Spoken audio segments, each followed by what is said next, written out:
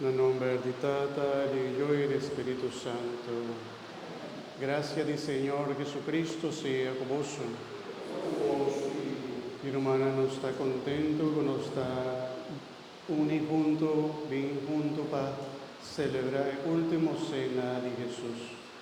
A ver, nos recordar el día que Jesús ha instituido, a celebrar para promedia el santo sacrificio de esta manera nos tiene.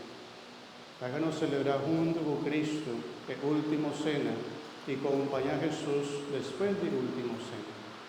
Nos pide, Señor, su bendición a nombre de Tata, de Hijo, Espíritu Santo. Gracias del Señor Jesucristo sea con vosotros. Hermanos, háganos también examinarnos con conciencia y nuestro corazón. Viva el altar del Señor, de mesa del Señor, háganos pedir Dios perdón y misericordia.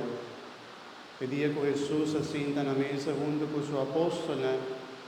Él avisa, algún de vos nada va a traicionarme.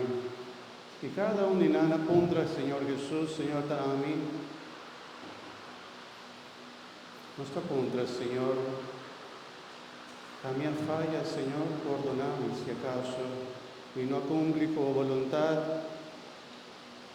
Perdoname, Señor, si me hace algún mal contra otro ende, contra mi mes.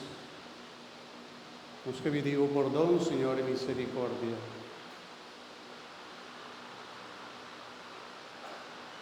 Mi te confesar a Dios Todopoderoso y delante de toda que presente me apeca tanto a pensamiento y palabra, a lo que me hace y queda sin hacer.